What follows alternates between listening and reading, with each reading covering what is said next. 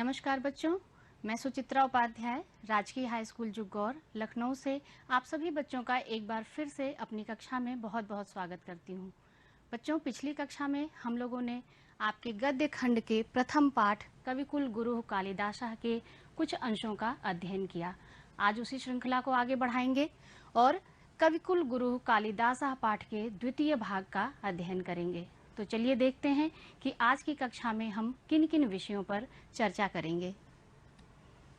सबसे पहले पिछली कक्षा में जो आपने पढ़ा उसका पुनरावलोकन संक्षेप में, उसके बाद गद्य संख्या, गद्यांश संख्या 3 खा से 6 तक का, अर्थात आपने पिछली कक्षा में प्रथम, द्वितीय और तृतीय गद्यांश का आधा अंश पढ़ा था।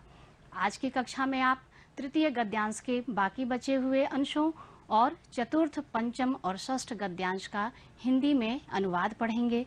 गद्यांशों में आए हुए कठिन शब्दों पर हम चर्चा करेंगे और अंत में आपके लिए अभ्यास कार्य।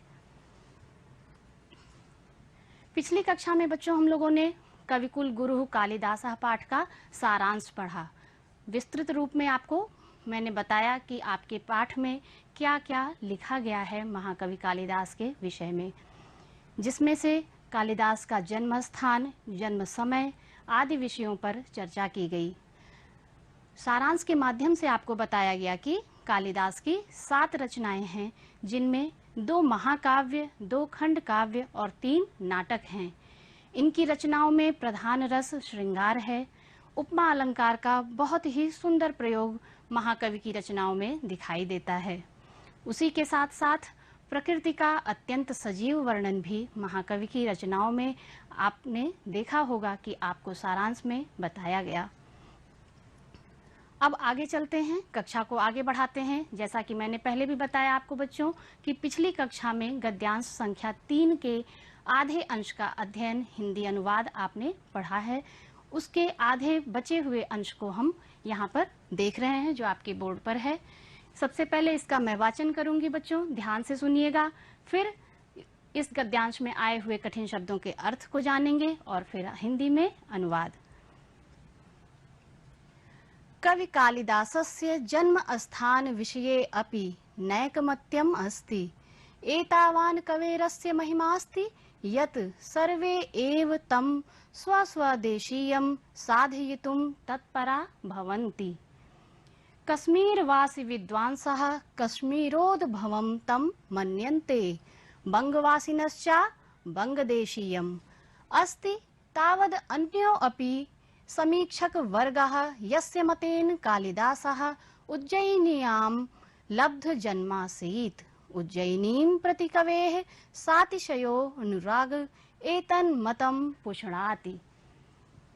गद्यांश में आए हुए कठिन शब्दों का अर्थ देखते हैं। नैकमत्यम अर्थात ना एक मतम, एक मत नहीं है। साधयुतुम सिद्ध करने के लिए। लब्ध जन्मासीत जन्म हुआ था। सातिशय साधन अतिशय अर्थात अत्यधिक। पुष्णाति पुष्टि करता है। फिर से गद्यांश की ओर चलते हैं, अनुवाद देखते हैं। कवि कालिदासस्य, कवि कालिदास के जन्म स्थान विषये अपि, जन्म स्थान के विषय में भी। नैकमत्यमस्ति एक मत नहीं है। एतावान कवेरस्य महिमास्ति इस कवि की ऐसी महिमा है कि यत कि सर्वे एव तम कि सभी, तम अर्थात उन्हें कालिदास जी को, स्वस्वदेशीयम अपने अपने देश में, साधयितुम तत्परा भवन्ति सभी क्या चाहते हैं, यह सिद्ध करना चाहते हैं कि उनका जन्म अपने अपने देश में सिद्ध करने के लिए तत्परा भवन्तु लगे हुए हैं या तत्पर हैं। कश्मीरवासी विद्वांसा कश्मीर के निवासी जो विद्वान हैं। कश्मीरोद्भवम तम मन्यन्ते तम अर्थात उन्हें, कालिदास को कश्मीर में उनका जन्म मानते हैं। बंगवासिनश्च बंगदेशीयम और बंगाल देश के निवासी उन्हें बंगाल में उत्पन्न हुआ या बंगाल का निवासी मानते हैं। अस्ति तावदन्योऽपि, लेकिन फिर भी कुछ अन्यों यानी कि दूसरे समीक्षकों का वर्ग है, यस्य मतेन, जिनके मतानुसार या जिनके मत से कालिदासः उज्जयिन्याम लब्ध जन्मासीत, उज्जयिनी में उन्होंने जन्म प्राप्त किया या उनका जन्म उज्जयिनी में हुआ था, ऐसा कुछ दूसरे समीक्षकों का वर्ग है जो कि मानता है। उज्जयिनीं प्रति कवेः सातिशयो अनुराग एतन्मतं पुष्णाति, उज्जयिनी के प्रति कवि का अत्यधिक अनुराग अथवा प्रेम एतन्मतं पुष्णाति, इस मत की पुष्टि करता है या इस मत को सिद्ध करता है। आगे चलते हैं, आपकी पुस्तक का चतुर्थ गद्यांश है ये। देश कालवदेव कालिदास कुलस्यापि अस्पष्टः परिचयो नोपलभ्यते, तस्य कृतिषु वर्णाश्रम धर्म व्यवस्थायाः यथा तथ्येन प्रतिपादनेन एतदनुमीयते यत् तस्य जन्म विप्रकुले अभवत्। भावनया सा शिवानुरक्ताश्चासीत्, तथापि तस्य धर्म भावनायां मनागपि संकीर्णता नासीत्। शिवभक्तो अपि तत् रघुवंशे सा रामं प्रति स्वभक्ति भावं मुदार मनसा प्रकटयति। कालिदासस्य जीवनवृत्तं सर्वथा अज्ञानान्धकाराच्छन्नम् अस्ति। तद्विषयकाः अनेकाः जनश्रुतयः लब्ध प्रसराः सन्ति, किन्तु ताः सर्वाः ईर्ष्या कलुष कषायित चित्तानां कल्पना प्ररोहा एव, अतएव सर्वथा चिंत्याः सन्ति।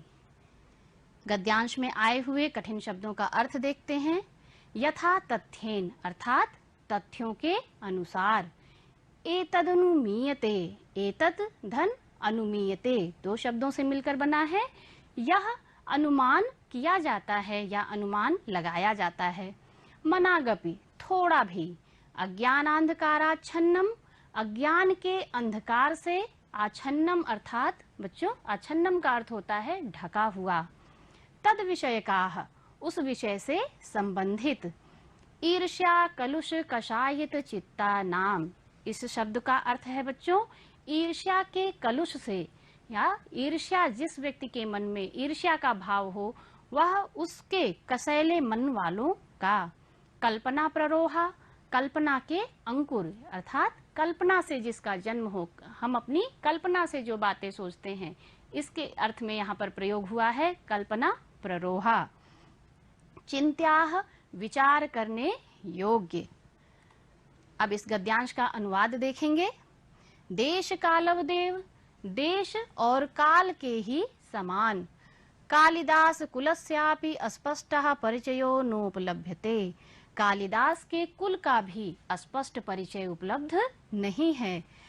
तस्य कृतिषु उनकी कृतियों में वर्णाश्रम धर्म व्यवस्थायाः, वर्णाश्रम और धर्म व्यवस्था का यथा तथ्येन तथ्यों के अनुसार, प्रतिपादनेन प्रतिपादन होने से, एतदनुमीयते ऐसा अनुमान लगाया जाता है, यत् कि तस्य जन्म उनका जन्म विप्रकुले अभवत ब्राह्मण कुल में हुआ था। भावनया सा शिवानुरक्ताश्चासीत, भावना से या विचार से कालिदास जी शिव में अनुरक्त थे या शिव के भक्त थे। तथापि फिर भी, तस्य धर्म भावनायाम उनकी धर्म भावना में मनागपि संकीर्णता नास्ति, तनिक भी थोड़ी भी संकीर्णता नहीं थी। शिव भक्तो अपि, शिव भक्त होते हुए भी, रघुवंशे रघुवंशम महाकाव्य में, सा रामम प्रति स्वभक्ति भावम उदार मनसा, उन्होंने राम के प्रति स्व अपनी भक्ति भावना का उदार मन से प्रकट किया। कहने का अर्थ यह है कि महाकवि कालिदास शिव के भक्त थे, फिर भी उन्होंने रघुवंशम महाकाव्य में श्री राम जी के प्रति अपनी भक्ति भावना को उदार मन से प्रकट किया है। कालिदासस्य जीवन वृत्तम सर्वथा अज्ञानांधकाराच्छन्नम अस्ति। कालिदास का जीवन वृत्त या जीवन की कथा सर्वथा सभी प्रकार से अज्ञान के अंधकार से ढका हुआ है। तद विषयकाः, उनके विषय में अनेकाः जनश्रुतयाः लब्ध प्रसराः सन्ति। अनेकों जनश्रुतियां, लोकोक्तियां प्रसराः सन्ति अर्थात फैली हुई हैं। किंतु ताः सर्वाः, किंतु वे सभी क्या है? ईर्ष्या कलुष कषायित चित्ता नाम। ईर्ष्या के कलुष से कसैले कलुषित चित्त वालों के कल्पना प्ररोहा एव, कल्पना के अंकुर हैं। अतएवं सर्वथा चिंत्याः सन्ति, इसीलिए कहते हैं कि सभी प्रकार से वह विचार करने योग्य है। बच्चों, यदि कोई महान व्यक्ति है तो उसका सम्मान करने वाले भी समाज में बहुत होते हैं और उससे ईर्ष्या करने वाले भी बहुत होते हैं। इसीलिए कह रहे हैं कि महाकवि के विषय में बहुत सी कथाएं प्रचलित हैं, किंतु उनमें से कुछ ऐसी भी हैं जो ईर्ष्या के कलुष से कसैले मन वालों के कल्पना के द्वारा प्रकट हुए हैं। इसलिए उन पर प्रथम दृष्टया विश्वास नहीं होना चाहिए। उनका प्रमाणों के आधार पर उनकी अस्पष्टता प्रकट होने पर ही उन पर विश्वास करना चाहिए। इसके आगे चलते हैं। आपके पुस्तक का 5वां गद्यांश। कालिदासस्य नवनवोन्मेषशालिन्याः प्रज्ञायाः उन्मीलनम् तस्य कृतिषु नास्ति कस्यचित् सुधियः परोक्षम्। संस्कृत काव्यस्य विविधेषु प्रमुख प्रकारेषु स्वकौशलं प्रदर्श्य सा सर्वानतीता नागतान कवीन अतिशिष्ये। कवीन अति शिष्ये, यह 2 शब्दों से मिलकर बना है। कवीन धन अति शिष्ये। रघुवंशम कुमार संभवम चा तस्य महाकाव्यद्वयम् मेघदूतम ऋतुसंहारश्चा खंडकाव्ये मालविकाग्निमित्रम विक्रमोर्वशीयम अभिज्ञान शाकुंतलम चा नाटकानि सन्ति। तत्र रघुवंशम नाम महाकाव्यम कविकुल गुरोः सर्वातिशायिनी कृतिरस्ति। अस्मिन् महाकाव्ये दिलीपादारभ्य अग्निवर्ण पर्यन्तम् इक्ष्वाकु वंशावतम् सभूतानां नृपतीनां वदान निरूपणम्। इस गद्यांश के कठिन शब्दों का अर्थ पहले जानते हैं। नव नवोन्मेषशालिन्याः अर्थात नए नए विकास से युक्त। प्रज्ञायाः, प्रज्ञा कहते हैं बुद्धि को, प्रज्ञायाः बुद्धि की। उन्मीलनम खोलने वाली या प्रकट करने वाली। अतीतानागतान, यह शब्द बच्चों 2 शब्दों से मिलकर बना है, अतीत और अनागत। अतीत अर्थात भूतकाल और अनागत जो भविष्य में आने वाला है। तो शब्द का अर्थ हुआ अतीत और भविष्य। अतिशिष्ये अर्थात अतिक्रमण कर गए। सर्वातिशायिनी सर्वश्रेष्ठ। अवदान निरूपणम उदारता का वर्णन। अब गद्यांश का अनुवाद देखते हैं। कालिदासस्य नवनवोन्मेषशालिन्याः, कालिदास की नए नए विकास से युक्त प्रज्ञायाः बुद्धि की। उन्मीलनम तस्य कृतिषु नास्ति, कहते हैं कि कालिदास के नए नए विचारों से युक्त बुद्धि का प्राकट्य उनकी कृतियों में नहीं है। कस्यचित् सुधिया परोक्षम, यह किसी विद्वान का परोक्ष कथन है या अप्रसिद्ध कथन है। किसी विद्वान का ऐसा कथन है कि जो कालिदास की बुद्धि है, प्रखर बुद्धि उनकी थी, उसका उनके कृतियों में प्रभाव नहीं दिखाई देता है, किंतु यह बहुत ही अप्रसिद्ध कथन है। आगे चलते हैं।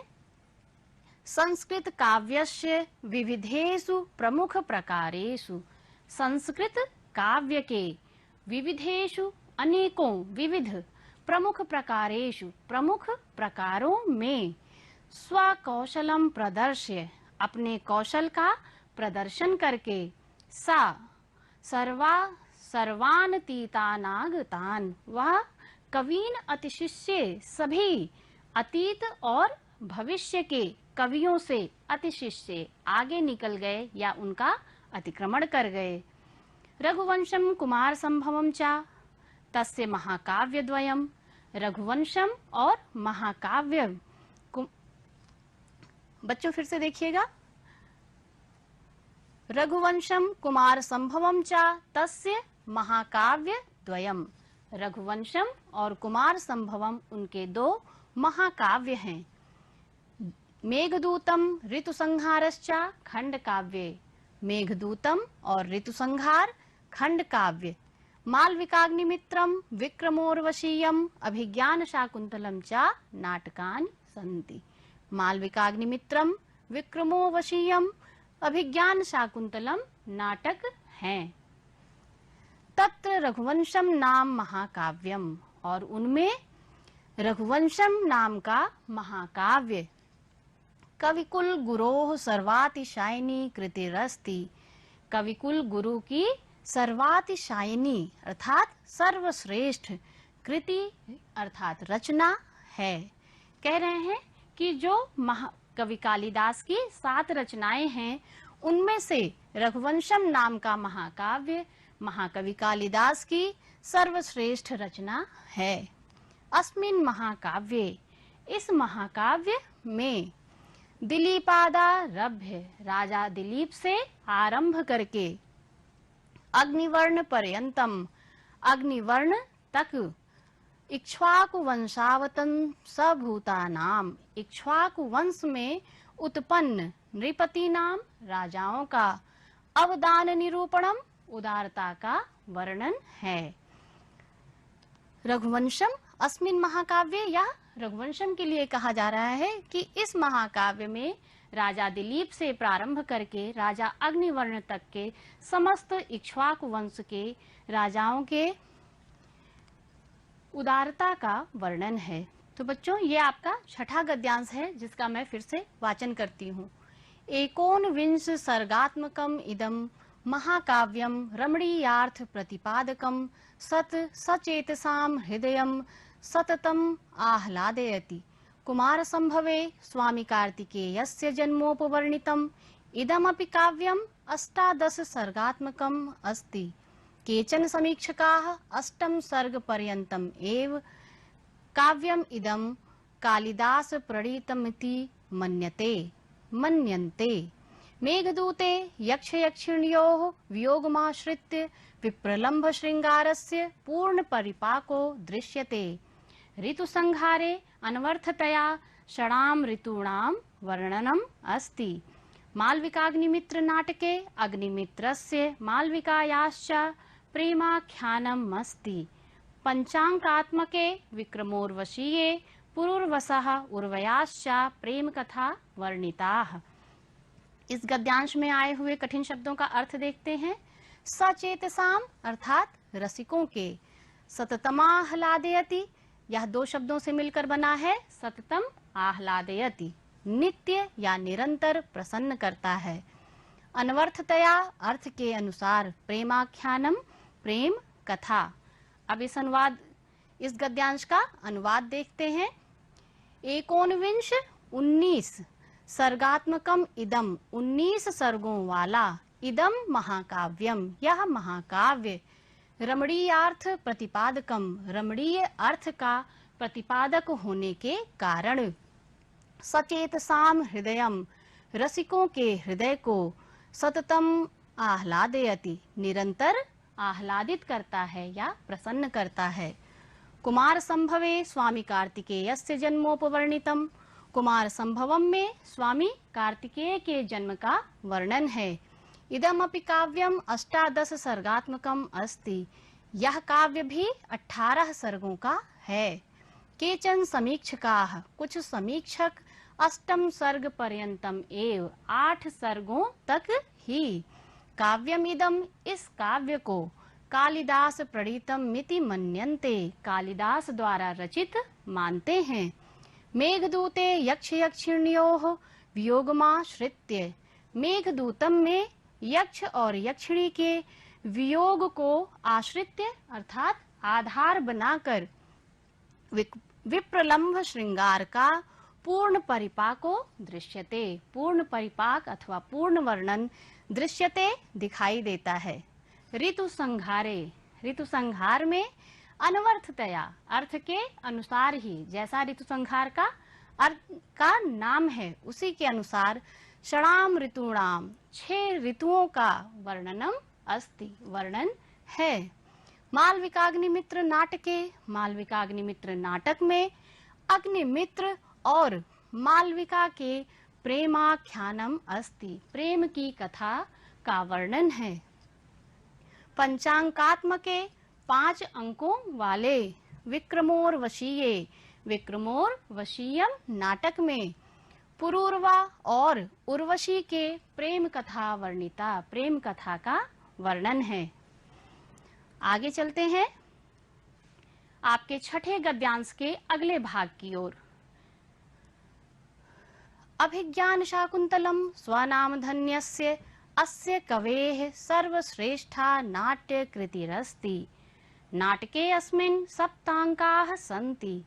मेनकया प्रसूतोज्झितायाः शकुन्तैश्च पोषितायाः तदनु कण्वेन परिपालितायाः शकुन्तलायाः दुष्यन्तेन सहोदवाहस्य कथा वर्णितास्ति।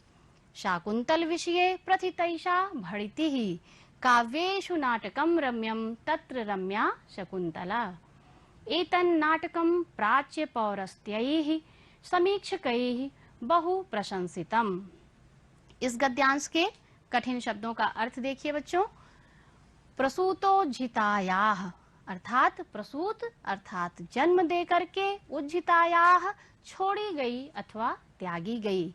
शकुन्तैः, शकुंत कहते हैं बच्चों पक्षियों को, शकुन्तैः पक्षियों के द्वारा। उद्वाहस्य विवाह की। भड़ितिः, भड़ितिः अर्थात कथन अथवा उक्ति। प्राच्य पौरस्त्यैः, प्राच्य अर्थात पूर्वी और पौरस्त्यैः पश्चिमी, पूर्वी और पश्चिमी। गद्यांश का अनुवाद देखेंगे। अभिज्ञान शाकुंतलम स्वनाम धन्यस्य अर्थात जो कि अपने नाम से ही धन्य है। अस्य कवेः इस कवि की सर्वश्रेष्ठा नाट्य कृतिरस्ति। अभिज्ञान शाकुंतलम अपने नाम से ही धन्य इस कवि की सर्वश्रेष्ठ नाट्य कृति है अथवा नाट्य रचना है। नाटके अस्मिन् सप्तांकाः सन्ति। इस नाटक में 7 अंक हैं। मेनकया प्रसूतोज्झितायाः मेनका के द्वारा जन्म दे करके त्यागी गई। शकुन्तैश्च पोषितायाः पक्षियों के द्वारा पोषण की गई। तदनु और उसके बाद कण्वेन परिपालितायाः महर्षि कण्व के द्वारा पालन की गई। शकुन्तलायाः दुष्यन्तेन सह शकुन्तला का दुष्यंत के साथ उद्वाहस्य विवाह की कथा वर्णितास्ति, कथा का वर्णन है। शाकुंतल विषये प्रथितैषा भड़ितिः अभिज्ञान शाकुंतलम के विषय में कहते हैं भड़ितिः अर्थात कथन। कैसा कथन है? प्रथित ऐसा, यानी कि अर्थात बहुत ही प्रसिद्ध कथन है। काव्येषु नाटकम रम्यम तत्र रम्या शकुंतला। यह उक्ति कही जाती है शाकुंतलम के विषय में कि काव्यों में सबसे अधिक रम्य या सुंदर रमणीय क्या है? नाटक हैं। और नाटकों में भी सबसे रमणीय शकुंतला अर्थात कालिदास द्वारा रचित अभिज्ञान शाकुंतलम। एतन् नाटकम प्राच्य पौरस्त्यैः समीक्षकैः बहु प्रशंसितम। इस नाटक की पूर्वी और पश्चिमी सभी समीक्षकों ने बहुत प्रशंसा की है। इस प्रकार से बच्चों आज आपने तृतीय गद्यांश का दूसरा खंड, चतुर्थ, पंचम और षष्ठ गद्यांश का हिंदी में अनुवाद पढ़ा और कठिन शब्दों के अर्थ आपने जाने। अब आपके लिए यह अभ्यास कार्य है। इस कक्षा के आधार पर आप दो गद्यांश हैं। देश कालोदेव यह आपका चतुर्थ गद्यांश है और दूसरा यह आपका षष्ठम गद्यांश है। इन दोनों गद्यांशों को आप संदर्भ सहित हिंदी में अनुवाद लिखेंगे और पढ़ाए गए समस्त गद्यांशों में आए कठिन शब्दों के अर्थ भी याद करेंगे।